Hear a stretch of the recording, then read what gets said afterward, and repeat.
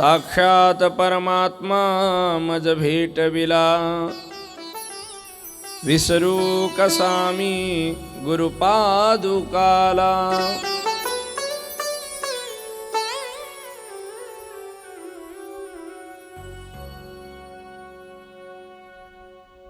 ज्या ज्या ठिकाणी मन जाय माझे,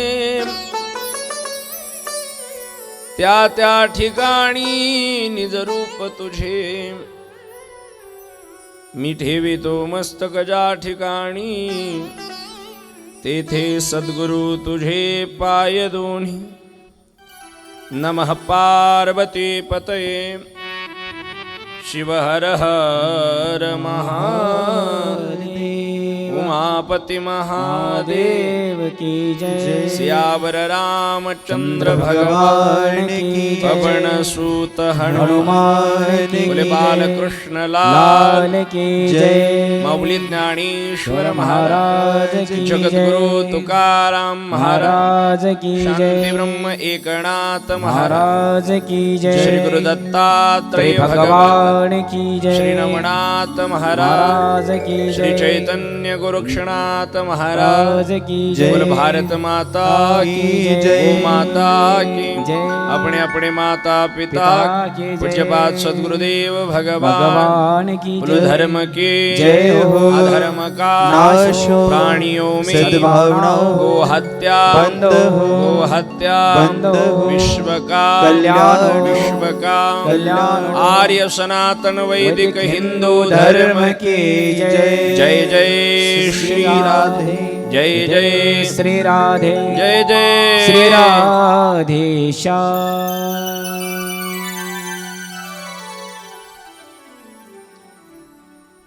परम मंगलमयी दयावान चितसार सिंधू, अखिलकोट करुणा वरुणालय चराचरामध्ये वास्तव्य करणारा जगतखिल पालन परमात्मा, प्रभूच्या अनंत लीला विग्रही तत्वानं नटलेली मूळमाया प्रकृती, या गावाचं ग्रामदैवत, आपल्या सर्वांचं अधिष्ठान भगवान श्री गोरक्षनाथ महाराज, ज्यांच्या संमतीशिवाय हे धर्मकार्य ग्रामामध्ये अग्रेषित करता येत नाही, ते गावाचं मुख्य दैवत श्री हनुमानजी महाराज, माता जगदंबा, या स्थानाची स्थानदेवता, सर्वांच्या चरणी व्यासपीठावरून प्रणाम करत, नाथ संप्रदायामध्ये प्रत्यक्ष भगवान शंकराचे अवतार म्हणून आणि प्रत्यक्ष शिवस्वरूप म्हणून गणले जाणारे आदिनाथ आशुतोष चैतन्य महामायामूर्ती भगवान श्री गोरक्षनाथ आणि भगवंताचा प्रागट्य महोत्सव, अशा या प्रागट्य महोत्सवाच्या पवित्र पर्वावर श्री गोरक्षनाथ महाराज उत्सव समिती आणि समस्त गावकरी यांच्या संयुक्त विद्यमाने गेल्या 3 वर्षाच्या अखंड परंपरेनं साजरा केला जाणारा हा भव्य दिव्य स्वरूपातला जन्मोत्सव सोहळा याही वर्षी पुन्हा एकदा नव्या उमेदीनं, अंतःकरणात तीच भावना, मनामध्ये तीच श्रद्धा आणि तेवढ्याच जल्लोषानं बाबांच्या जन्मोत्सवाचा हा सोहळा अजून मंगलमय करण्यासाठी आपण सज्ज झालो आहोत। आणि अशा या पवित्र सोहळ्यातील प्रथम दिनाच्या कथा प्रसंगी व्यासपीठाच्या वतीनं सर्व श्रोतोगणांच्या चरणी साष्टांग प्रणिपात करूया। सद्गुरुदेव भगवंताचं स्मरण करत, भगवान श्री दत्त दिगंबराचं स्मरण करत आपण कथा प्रवेश करूया, कारण घड्याळाच्या काट्यामध्ये 10:30 वाजले आहेत। शेतकऱ्याचे पुत्र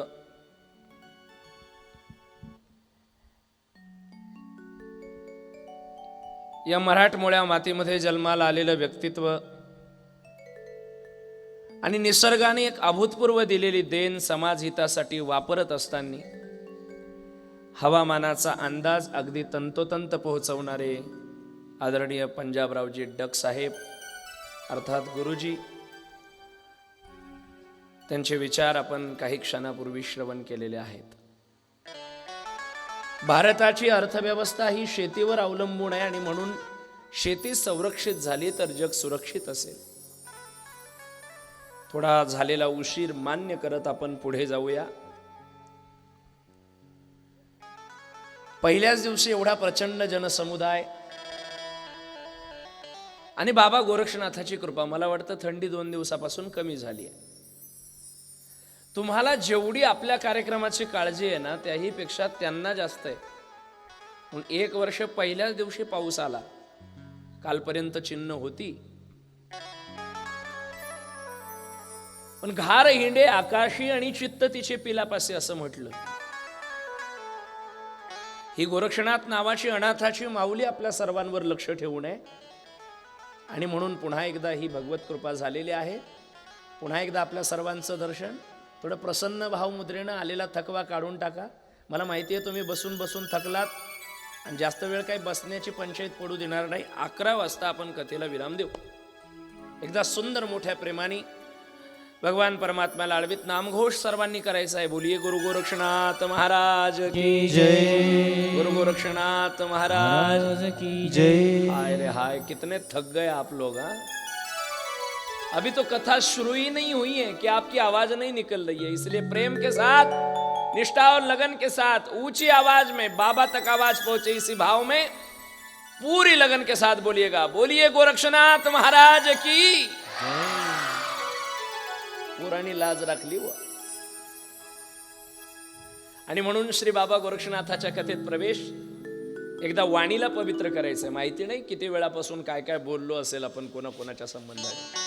चित्ताला, मनाला पवित्र करायचं म्हणून एकदा सगळ्यांनी भजन करा आणि आपल्या मनाला, वाणीला, चित्ताला थोडं पवित्र करून हरी कथेकडे वळवा.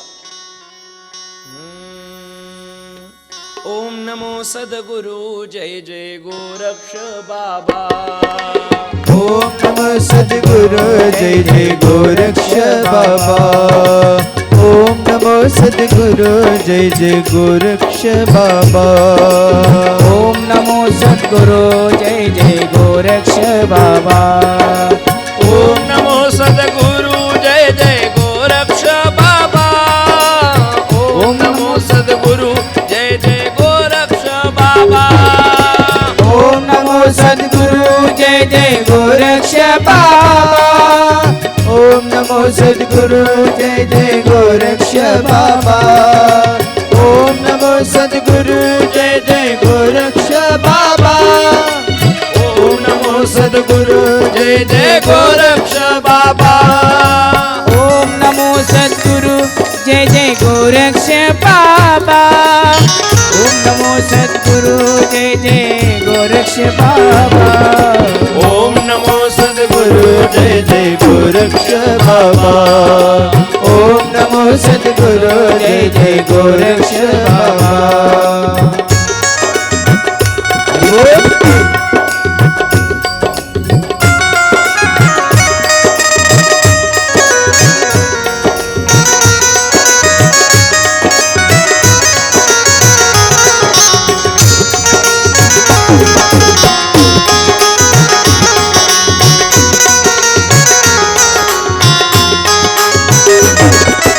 दिगंबरा दिगंबरा श्रीपाद वल्लभ दिगंबरा. दिगंबरा दिगंबरा श्रीपाद वल्लभ दिगंबरा. दिगंबरा दिगंबरा श्रीपाद वल्लभ दिगंबरा. दिगंबरा दिगंबरा श्रीपाद वल्लभ दिगंबरा. दिगंबरा दिगंबरा श्रीपाद वल्लभ दिगंबरा. दिगंबरा दिगंबरा श्रीपाद वल्लभ दिगंबरा. दिगंबरा दिगंबरा श्रीपाद वल्लभ दिगंबरा. दिगंबरा दिगंबरा श्रीपाद वल्लभ दिगंबरा.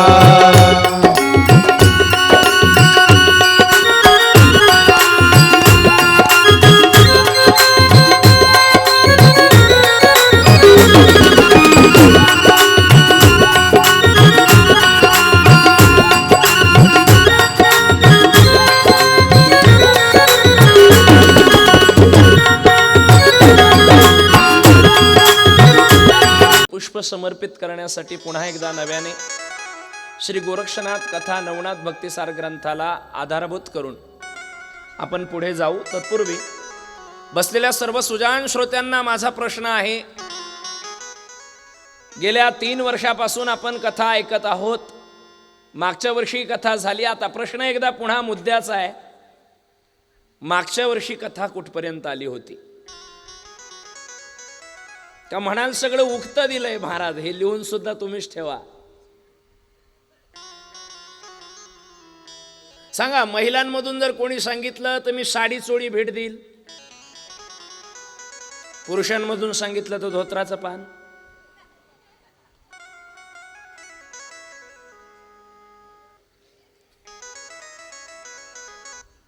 आहे कोणी? शेवटच्या दिवशीचा कथाभाग सांगा मागच्या वर्षीचा. नाही, मला पक्का माहिती आहे. मी काही स्मरण करून घेण्यासाठी तुमची मदत घेत नाहीये. मला पक्क माहिती आहे. आणि जर तुम्हाला माहितीच नसेल तर मग मी कुठूनही सुरू केलं तरी भागतं.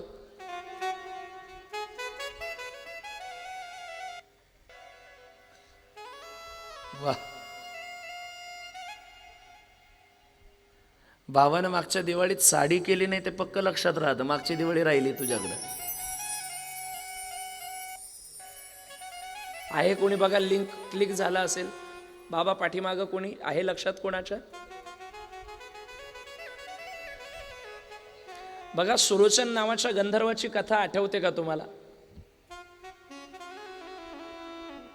स्वर्गामध्ये मेनका नृत्य करत असताना अनावधानाने सुरोचन नावाच्या गंधर्वानी मेनकेचा हात पकडल्यानंतर आणि सुरोचन नावाच्या गंधर्वाकडून चुकी झाल्यानंतर त्याला मिळालेला श्राप, देव दरबारामध्ये गाढवासारखं वागतोस, गंधर्व होशील खाली जाऊन.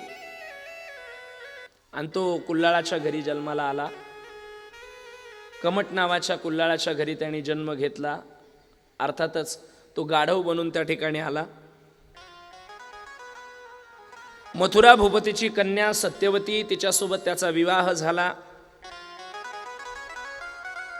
देवेंद्राने त्याला उशाप दिला की या सत्यवती नावाच्या कन्येपासून विक्रमादित्य नावाचा पुत्र ज्या दिवशी तुझ्या पोटी जन्माला येईल तेव्हा तू शापमुक्त होशील.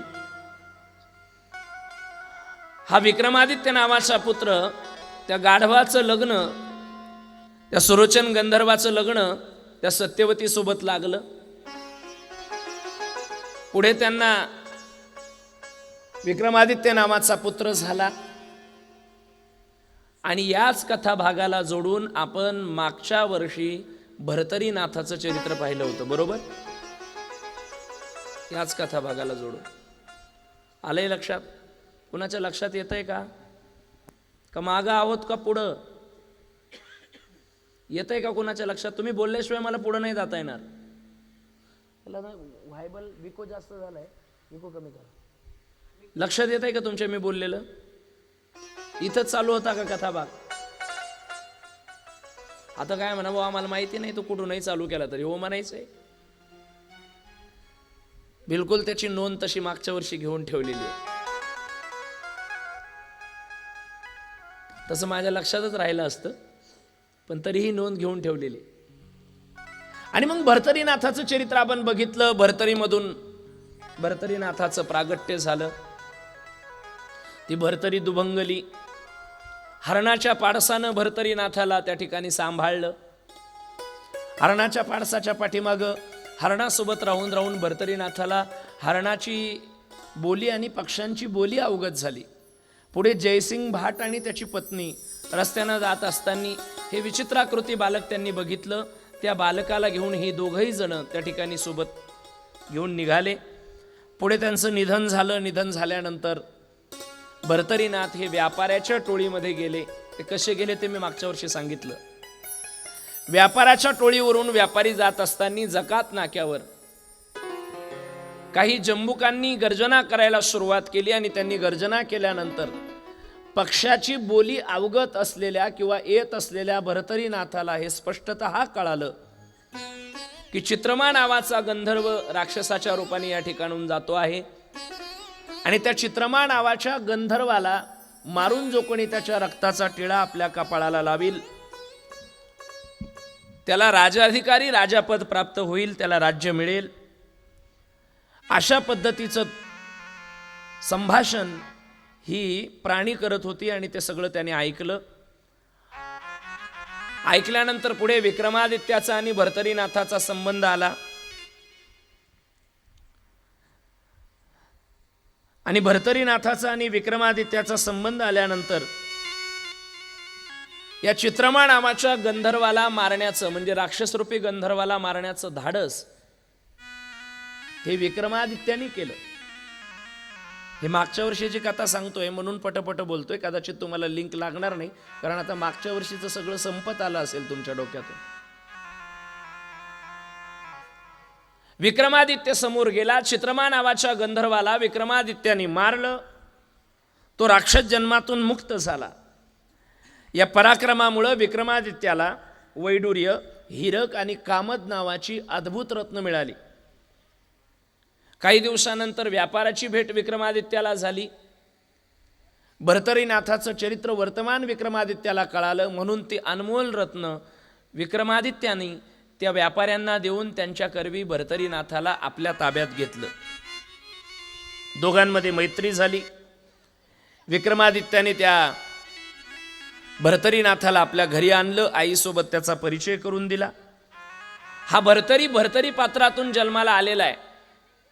याची कुठलीही पूर्वकल्पना भर्तरीनं विक्रमादित्याला न देता माझं लहानपणीच आईवडिलाचं छत्र हरवलं आहे अशा पद्धतीची वार्ता कळवली आणि त्या भावनेच्या पोटी, त्या करुणेच्या पोटी हे पोरांमध्ये एक शहाणा माणूस बसा, नाही तर तुम्ही गेले तरी काही हरकत नाही, सुट्टी तुम्हाला. बरं, एक तर ते कॅमेऱ्याच्या जवळ आहेत पुन्हा. आणि यावर्षी मला वाटतं सोमनाथ भाऊनीच फार छान व्यवस्था केली, कारण मी बघत होतो मगाशी तिकडे पूजा करत असताना आमच्या निवासस्थानावर हे सगळं लाईव्ह अगदी स्पष्ट दिसत होतं. त्यानिमित्ताने बाहेरगावी ज्यांना शक्य नाही इथं येणं त्या लोकांना हे live telecast as it is जशाचं तसं पाहायला भेटणार आहे. फक्त गावातल्यानी बाजीवर बसून किंवा गोदडीत पडल्या पडल्या पाहू नये म्हणजे झालं.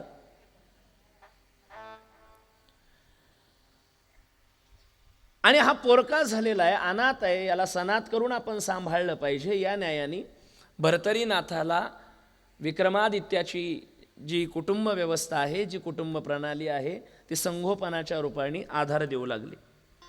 भर्तरीनाथ विक्रमादित्याकडे राहू लागला. आणि हे सगळं घडत असताना कालांतराने कथेमध्ये बदल झाला. शुभ्र विक्रम नावाचा अवंती नगरामध्ये एक राजा राज्य करत होता.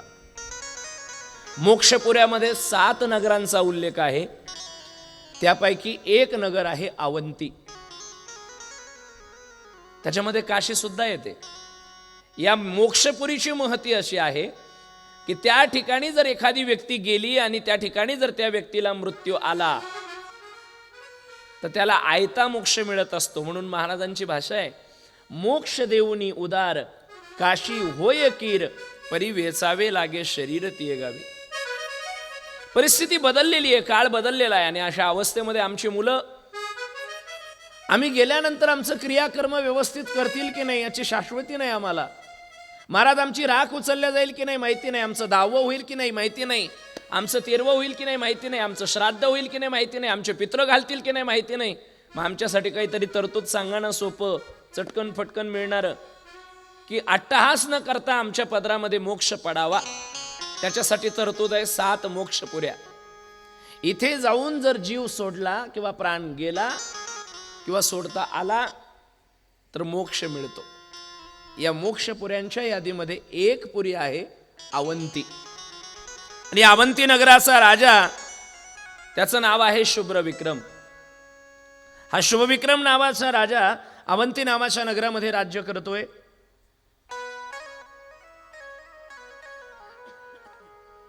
विवाहून अनेक वर्षाचा काळ लोटलेला आहे, परंतु वारस संतती शुभविक्रम नावाच्या राजाला झालेली नाही. म्हणजे राज्य चालवण्यासाठी राजपुत्र हवा आहे, परंतु राजपुत्र नाही आहे, एक कन्या झालेली आहे आणि त्या कन्याचं नाव सुमेधा आहे. राजाचं वय झालेलं आहे. एक दिवशी सकाळची वेळ आहे. सुमेधा नावाची कन्या राजाच्या जवळ येऊन बसलेली आणि अतिशय सौंदर्यखानी असलेली ती सुमेधा नावाची कन्या या शुभविक्रम नावाच्या राजानं बघितली. तिच्या स्वरूपाकडे पाहून राजाला चिंता पडली. पहा, राजा भीमकाला सुद्धा आपण मंगलाष्टक ऐकतो की नाही, त्या मंगलाष्टकामध्ये चिंता पडलेली आहे. राजा भीमक रुक्मिणी सनयनी देखुनी चिंता करे, ऐकतो की नाही लग्नामध्ये मंगलाष्टक आपण. ही कन्या सगुणा वरा नृपवरा कवनासी म्या देजे. भीमक नावाचा राजा भागवतामध्ये आहे आणि याला रुक्मिणी नावाची मुलगी आहे. त्याला 4 मुलं आहेत. मुलगी उपवर झालेली आहे आणि उपवर मुलगी झाली की बापाच्या डोळ्याला डोळा लागत नसतो, त्याचं काळीच धडधड करत असतं जोपर्यंत तिचं लग्न होत नाही. इथं बरेच जबाबदार बाप बसलेले आहेत. ते जेवढे काळजीवाहक आहेत तेवढे नशीबवान सुद्धा आहेत, कारण त्यांना मुली आहेत. ज्यांना मुली नाहीत ना महाराज, त्याच्यासारखा दुर्दैवी माणूस जगामध्ये दुसरा कुठला नाही. आणि कर्मधर्म संयोगानं त्या दुर्दैवी माणसाच्या यादीत माझंही नाव आहे. म्हणून एक तरी मुलगी असावी महाराज, कितीही पारतंत्र्यात असू द्या, आई वडिलावर निर्मळ नित्तळ आणि निश्चळ प्रेम करणारी जर कोण असेल घरामध्ये तर ती त्याची मुलगी आहे. एकच मुलगी या शुभविक्रम नावाच्या राजाला आहे आणि तिचं सौंदर्य बघितल्यानंतर, उपवर झालेली बघितल्यानंतर काळजी तिच्याकडे बघून त्या राजाला वाटायला लागली. तसं त्या राजा भीमक रुक्मिणी सनयनी देखुनी, इथे हाच भाव आहे. भीमकालाही चिंता पडली की रुक्मिणी उपवर झालेली आहे, कोणाला देऊ. म्हणून राजा भीमकानी आपल्या मुलीचा विवाह आता एक विचार श्रीकृष्ण श्रीवरा त्यासी समर्पू म्हणे, श्रीकृष्णाला दिली पाहिजे मी असा विचार केलेला. तशा राजा भीमकाच्या अन्य कन्या सुद्धा आहेत, पण त्या कन्यांच्या बाबतीमध्ये भीमक फारसे तत्पर दिसून येत नाहीत, ते उदासीन आहेत. म्हणून आपण भजन म्हणतो की नाही, एक पंक्ती म्हणूया त्याची. उपवर असलेल्या राजा भीमकाला कन्या किती 4, आणि जी धाकटी आहे रुक्मिणी तिला कुणाला द्यावं असा विचार तर म्हणे ती श्रीकृष्णाला दिली पाहिजे, म्हणजे आताच्या पांडुरंगाला. राजा भीमकाच्या होत्या 4 जणी कन्या, राजा भीमकाच्या होत्या 4 जणी कन्या, राजा भीमकाच्या होत्या 4 जणी कन्या, राजा भीमकाच्या होत्या 9 जणी कन्या.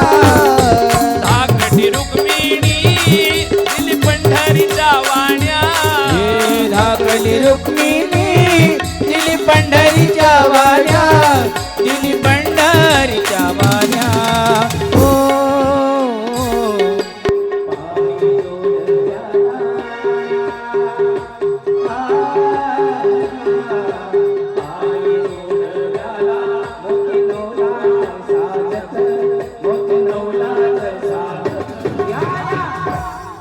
सोन्याचं बाशिंग लग्न देवाचं लागतं, सोन्याचं बाशिंग लग्न देवाचं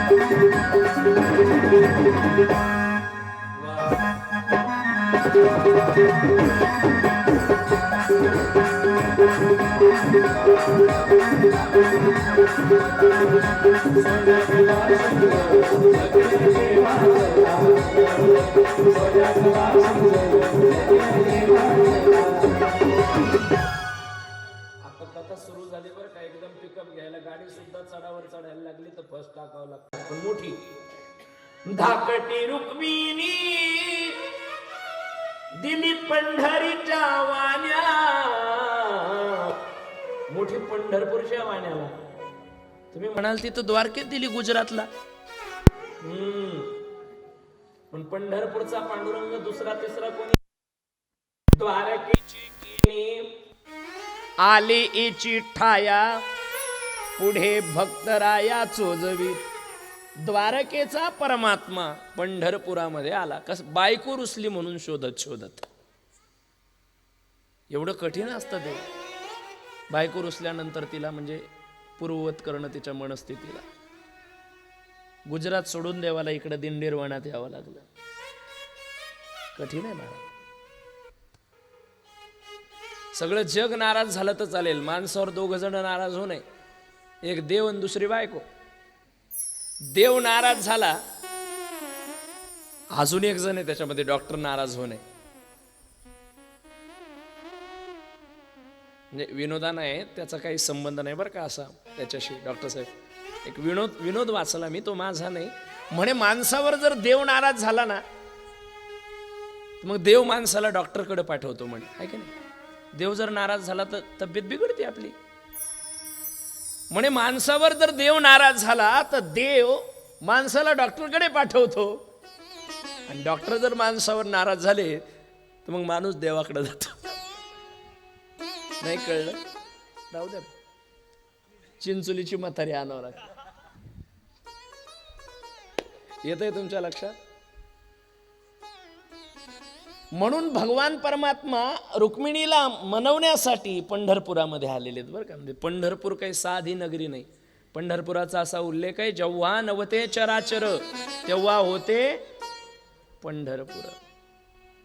आणि पंढरपुरामध्ये जी नदी वाहते ना, जे तीर्थ आहे ना पंढरपुरामध्ये, लोहदंड आणि चंद्रभागा, माझी माय चंद्रभागा. त्या चंद्रभागेची महती काय आहे माहिती. सकळ तीर्थे तया ठाया येती पुनित व्हावया. आपण सगळेजण तीर्थावर कशासाठी जातो? पाप धुतल्या गेलं पाहिजे म्हणून, आहे की नाही. पण तीर्थावर गेल्यानंतर शरीर स्वच्छ होईल, पाप धुतल्या जाईल, पण मनातला मळ जर निघाला नाही तर तीर्थावर जाऊन सुद्धा फायदा. तन को धोया मगर मन को धोया नहीं, तन को धोया मगर मन को धोया नहीं, फिर गंगा नहाने से क्या फायदा. मन को धोया मगर मन को धोया नहीं, तन को धोया मगर मन को धोया नहीं, फिर गंगा नहाने से क्या फायदा. कभी प्यासे को पानी पिलाया नहीं, अमृत पिलाने से क्या.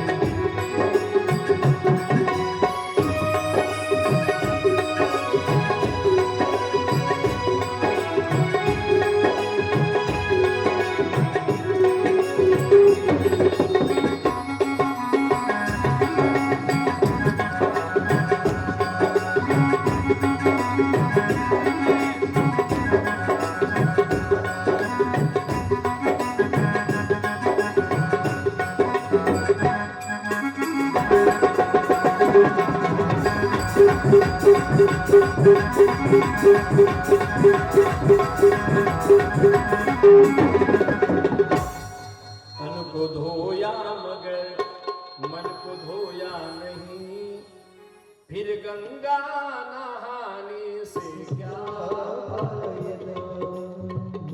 महाराज, मन जर स्वच्छ नसेल ना, अंतःकरण जर पापरहित झालं नसेल ना, ते तीर्थात आंघोळ नाही, तीर्थात समाधी घ्या तुम्ही, तरी फायदा होणार.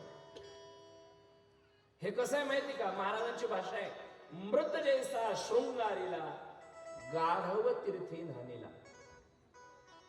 गाढवाला कितीही तीर्थाने न्हाणलं तरी उपयोग नाही, आणि मेलेल्या व्यक्तीच्या प्रेताला किती सजवलं